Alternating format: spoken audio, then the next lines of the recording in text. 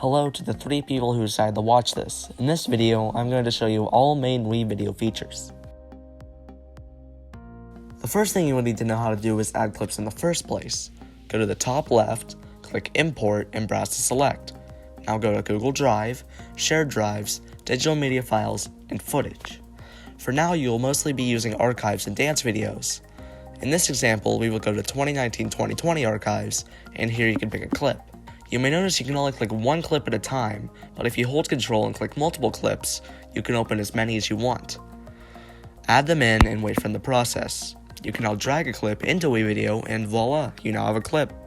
Here's a demonstration of a clip being played. It doesn't look very good on my screen, but on yours it should look normal as I don't have very good internet.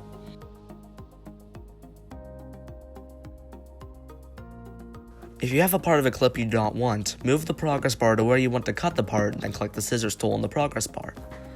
Then click the side of the clip you want to remove and hit backspace.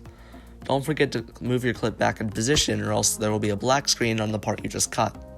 As a small note, on the left side of your video layer, you typically want the audio to be all the way down, as you don't want audio from your clips playing over whatever you add yourself.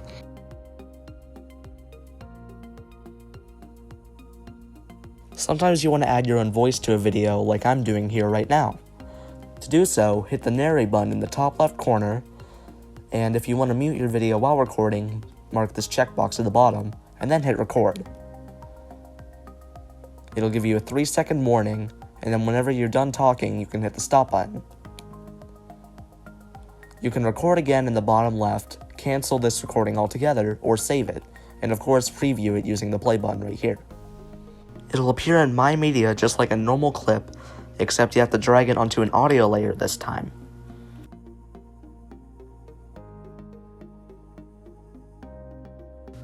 In audio, you have something called the fade effect in which you can change how loud it is throughout.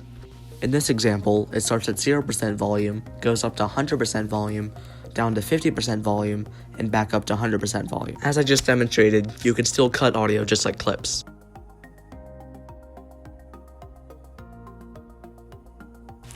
If you ever need footage for something you can't find in the shared drive, you can always use stock media. You can search for whatever you want, and in this example I'm going to search for a news studio. Anything you search for works, even something random like bananas.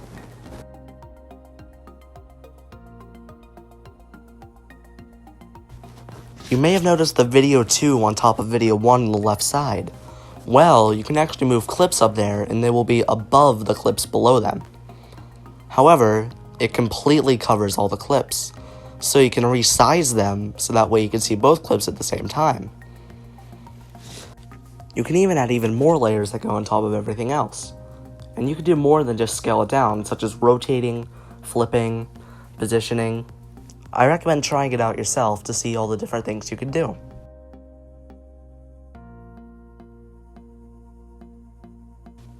Rather than just having clips pop in, you can have transitions to make them look better. Directly to the right of the audio tab, you have the transitions tab. Find one that you think looks good, and you can drag it onto a clip. Click on the transition you just added, and you can change settings about the transition. You can change the duration, change the type just by a drop-down menu, or apply the transition to every single clip.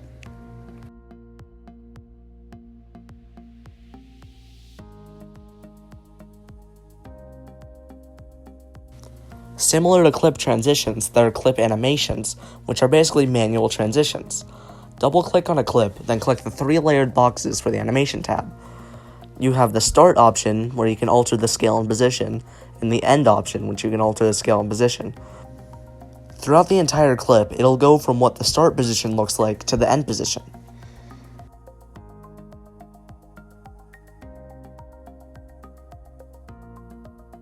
You can add text in the video to help you convey the information you want to have in your video.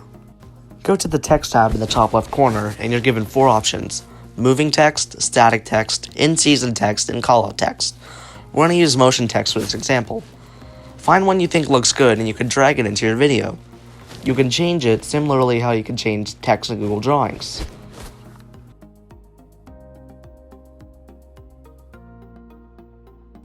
If you have a clip with a green screen on it that you want to remove, you can double click on the clip and go to the color keying tab that looks like a person. click on the filler tool, which is in the black box, and go click on the green color in the clip. It will now remove the color, and you can save your changes.